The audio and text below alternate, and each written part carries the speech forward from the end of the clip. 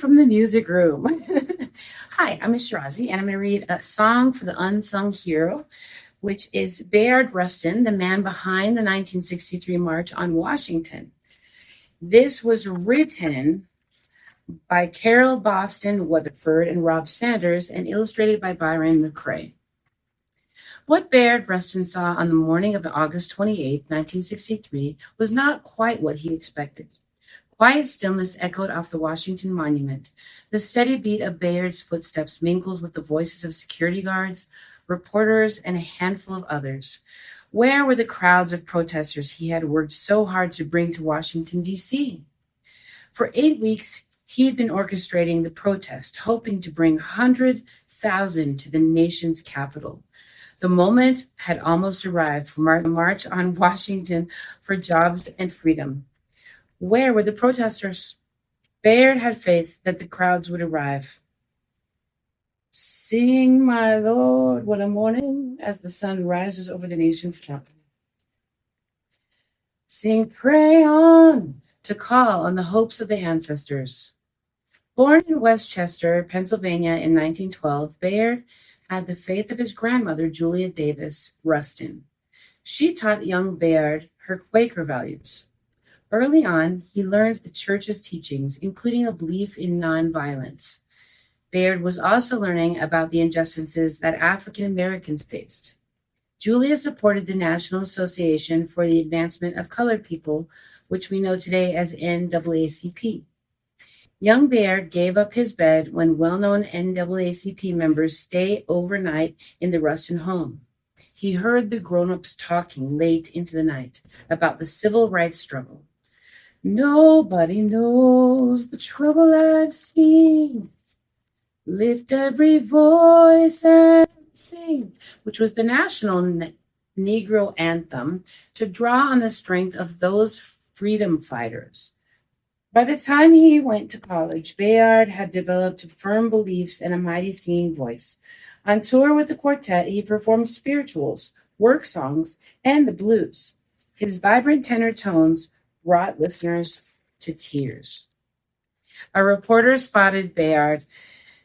He asked the question Bayard must have been thinking: where are the crowds? Bayard pulled a piece of paper from his pocket, examined it, then replied, "Everything is right on schedule." What the reporter didn't know was that the paper was blank. Perhaps Bayard's hopes were as empty as the sheet of paper. Sing, ain't gonna let nobody turn me around to the doubters. As a young man, Bayard's feelings about justice, peace, and nonviolence grew stronger and stronger. He put his feelings about equality and pacifism into action. Every time I feel the spirit, when he refused to give up his seat on a bus, Bayard was beaten and arrested. He did not fight back. Traveling shoes to take a stand by sitting down. When he refused to fight in World War II or support the war, Bayard was sent to prison for more than 2 years. Behind bars, he spoke up for equality, working to integrate the prison so Black and white prisoners were treated equally. Down by the riverside was to advocate for peace. The gospel train along the first ever freedom ride. Once out of prison, Bayard joined another protest against segregated buses. Again, he was arrested. This time, he was sentenced to a chain gang. But the harsh treatment did not change Bayard's commitment to civil rights and his dedication to peaceful protest. I'm gonna sit at the welcome table to demand service. When Bayard staged a one-man sit-in at a whites-only lunch counter, he again was arrested. But jail time didn't stop him from the fighting for what he knew was right. As a young Black gay man, Bayard Rustin was also learning about another kind of inequality and injustice. Back then, men who loved men and women who loved women could not socialize together. Doing so could get you arrested. Bayard knew that firsthand. And revealing that you were gay could mean losing your job, your friends, or even your family. Bayard's family stood by him, but being gay threatened his civil rights mission. So African American leaders didn't want to work with him. Some white lawmakers tried to shame him. Still, Bayard kept on fighting for equality, and he did so while being nonviolent. I've been abused when society frowns on who you are. When I've done the best I can, when the hour has come. Under the leadership of A. Philip Randolph, and with the help of a small staff, Bayard worked long hours to make sure every last detail of the march was planned. Letters were written, calls made, money raised, posters, banners, and buttons were created. Buses, carpools, trains, and planes were scheduled. Maps were drawn. Volunteers were in place. Speakers and singers were enlisted. All for preparations for the March on Washington were complete. Security guards, portable restrooms, first aid stations, drinking water, even 80,000 box lunches had been prepared. Of course, the best preparations in the world could not guarantee that the march would be peaceful. Bayard knew that peaceful protest was often met with violence. Years earlier, Bayard had traveled to India to learn about nonviolent protests from the followers of Mahatma Gandhi. Bayard put what he learned into practice. He protested injustice around the world and back home in the United States. After Rosa Parks was arrested for not giving up her bus seat to a white man, Bayard went to Montgomery, Alabama. There, he introduced Dr. Martin Luther King Jr. to the power of peaceful protest. When Dr. King led the Montgomery bus boycott, nonviolence was at the center. From then on, the civil rights movement would preach and practice peaceful protests.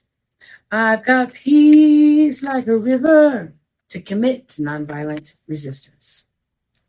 When the saints go marching in, as thousands from across the nation arrive at the National Mall. By 9 a.m. on August 28, 1963, 40,000 people gathered at the Washington Monument. By 10:30, the number had grown to 90,000. Bayard's work was paying off, and people kept coming. They came by car and train, on planes and buses, and even on foot. More people kept arriving until 250,000 stood beneath the blazing summer sun. Led by Dr. King, the march began around noon. With him walked men and women, young and old, black and white, rich and poor. They walked side by side, hand in hand, row by row. Some walked silently, others buzzed with excitement. Some carried their children. Some carried signs. End segregation rules. Voting rights now. Let us rise together and be one free people. One row behind Dr. King marched Bayard Rustin, a gay black man, the man responsible for orchestrating the march. Walk together, children, as protesters march along the mile-long route. Bayard was used to not being in the spotlight. His name had been left out of important reports as that he had co-authored. He had been a trusted advisor to Dr. King and then had been let go. Some would have nothing to do with Bayard. After all, they must have thought, what does a gay man have to offer us or our cause? But when A. Philip Randolph was put in charge of the march on Washington, he knew immediately the man he wanted as his deputy, Bayard Rustin. This little light of mine from behind the scenes. Bayard did not have time to think about any of that as the crowd marchers arrived at the Lincoln Memorial and spilled out into the mall. Bare feet dangled in the reflecting pool. People munched on lunch boxes.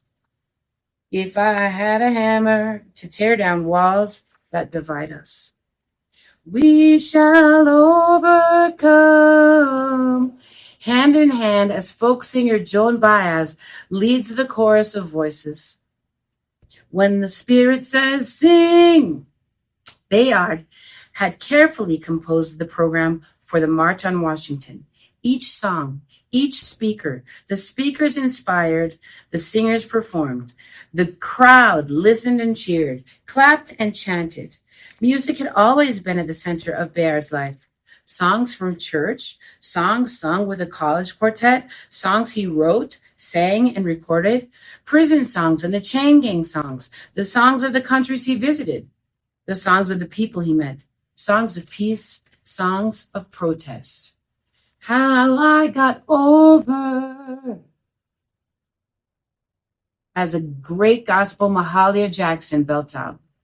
The day built to a crescendo as the final speaker, Dr. Martin Luther King Jr., came before the crowd.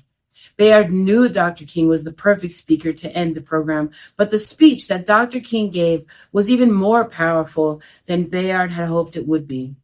The speech hit a high note with the rousing refrain, "I have a dream." During that speech, Bayard stood in the background as he had done so many times before. He listened. He nodded. In front of him stood a mosaic of Americans, most of whom he did not know his name or his role in bringing them together on this historic day. He's got the whole world in his hands, as opera star Marian Anderson blesses the crowd with her rich contralto. After the applause for Dr. King died down, Bayard stepped from the background and up to the podium. He faced the crowd and spoke into the microphone. "Friends," he said, "at 5 o'clock today, the leaders whom you have heard will go to President Kennedy to carry the demands of this revolution. It is now time for you to act." One by one, Bayard reached the demands of this march.